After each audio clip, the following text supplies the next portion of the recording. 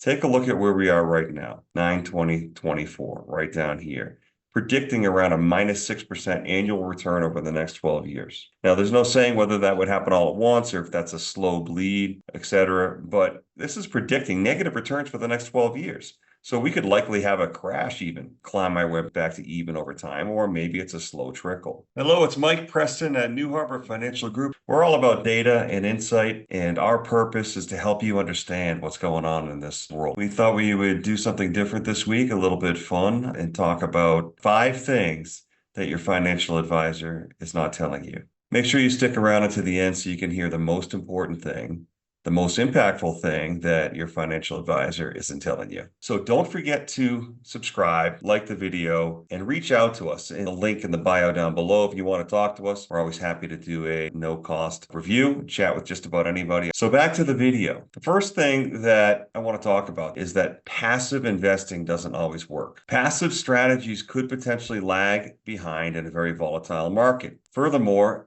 they can actually drag you down if the stock market's very overvalued. Passively, you ride up the market and you ride down the market. So passive has worked for so long. It's been very popular. And big fund firms like Vanguard have gotten famous because of the mantra of always in the market or time in the market, not timing the market is what makes sense. Well, in the last 20 years, central banks have rescued every little dip in the market. So it's no surprise that people are completely bought into this idea. Passive has outperformed active by a long, long time. And I've been in this business a long time. And if you look back across history, these two strategies flip-flop every 10 or 20 years. Passive will do well, active will do well. Really think we're at the end of this era here. Central banks are running out of ammo, in my opinion. I suppose they could always find more or surprise us with some kind of new scheme, but it's going on 20 years here where passive investing has outperformed active. And at the same time, I think that the downside risk is that much greater. So passive investing works over 100 years, in my opinion, or even 50, but it doesn't always work over 10 or 20 years. And frankly, I think that active investing is likely to vastly outperform in the future. And that's what we do here at New Harbor. Number 2, that financial advisors don't always tell you. I'm a salesperson. It's important to understand that many financial advisors and many investment professionals essentially are there to gather assets and or sell products. Not all. There's a lot of good people in this industry, but in general, there's a lot of people in this industry that are compensated on selling products. It's important for you to know how your financial advisor is compensated. Why? Well, some products like many insurance products compensate the advisor by paying commissions, and those commissions are recouped by insurance companies by surrender charges. So you might very well be stuck in a product for 7 or 10 years. Now, that doesn't mean they're bad products. Doesn't mean you shouldn't do it. In general, you should understand how your advisor is compensated. Here at New Harbor, we're compensated solely by fees for assets under management. That is that our clients pay a flat fee and there's never any obligation to stay with us. There's never any gates thrown up to make sure that people can't get out. In fact, under the fee-based arrangement, the flat annual fee, anyone that works with us could terminate that contract at any time and receive a refund of the unused quarter's fees. It's important to understand that many advisors are salespeople, and there's a lot of different ways that they're compensated. Every piece of feedback you give us helps us expand our mission of helping our clients and the people that watch us have more confidence about their financial future. So make sure to leave a comment down below. Let us know what topics you'd like us to cover. We really do read them, and we'll do some new topics in the future. Number 3, I'm emotional as you are. This one, very few people will admit. Advisors are professionals. They have many years of experience in general. They've got data behind them. And that data helps them be less emotional. But investment professionals are people too. And so many times they can be emotional. I can tell you that through the ups and downs over the last 25 years and our careers and in this business, we've certainly seen it all. We've seen the tech bubble and crash. We've seen the housing bubble and crash. And we've been living through the everything bubble. And we've been working with people to understand and to help them through all of the emotions that go along with that. The fear of missing out, the fear of loss, the fear of not having enough, the fear of not understanding the new rules. You know, it's not normal that the stock market is valued at these levels and isn't allowed to correct. It's not normal that property in some areas goes up 5-fold in less than 5 years. It's great if you're in these things, if you're participating in the bubble, but it's really tough if you're feeling left out or locked out. A big part of what we do, I think, here in New Harbor is help people deal with the psychology of all of this. And it's because we've dealt with it ourselves and we've understood exactly what that means. to us and to our clients. I do believe we're in the climax of the fourth turning and that the next 5 years are going to be incredibly difficult. And I think that's what we're here to help people through. We have a plan to get in slowly with hedges in the market on the way down. We have a plan to help ourselves not get emotional. We have a plan to help clients that get emotional. So reach out to us. If you feel emotional or scared or nervous, there's a good chance that we could help you. Number 4, I will never tell you to sell. It's pretty much true that most advisors never say sell. The reason is because it's a career risk. Holding cash, particularly in the last decade when cash was yielding 0%, very, very difficult to do, particularly when the market was just going vertical and there was a lot of fear of missing out. A, financial advisors will very rarely hold much cash, and B, they'll almost never tell you to sell because almost certainly if they tell you to sell, they're going to be early or the market might go higher and they might look bad. So in fact, I would say that most advisors that I've met in my career pride themselves in saying that the value that they give to their clients is to tell them to never sell. Doesn't make sense to me. Now, this market's been really insane for a very long time,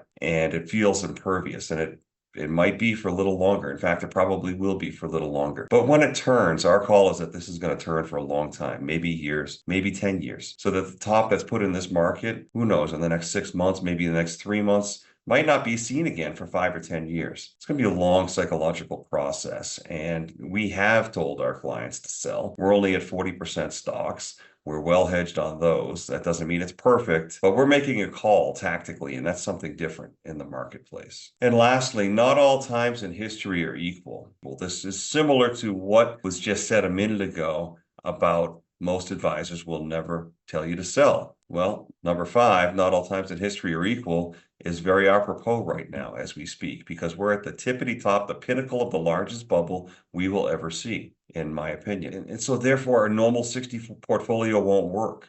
Normal modern portfolio theory won't work. Here's the latest chart from our good friend and professional John Hussman at Hussman Strategic Advisors. For folks that haven't read John Hussman's good work, he can be found at www.hussmanfunds.com. And this is a chart of valuation from his most recent piece. There's a lot of different ways to measure valuation. This particular one that John likes to use, because it's most highly correlated with subsequent returns on the stock market, is non-financial market capitalization divided by non-financial corporate gross value added. It's a refinement on market capitalization divided by GDP. This chart goes back to 1928, and it shows that we have never been higher than we are right now, way higher than the 2000 peak. We're roughly the same as what we were a few years ago, basically the same as we were at the peak couple of years ago, and we're certainly at the same levels that we were back in 1929. One thing I like about John Hussman is he'll take these valuations and then he'll plot them against actual subsequent returns. Take a look at this scatter plot. This is plotting non-financial market cap divided by gross value added,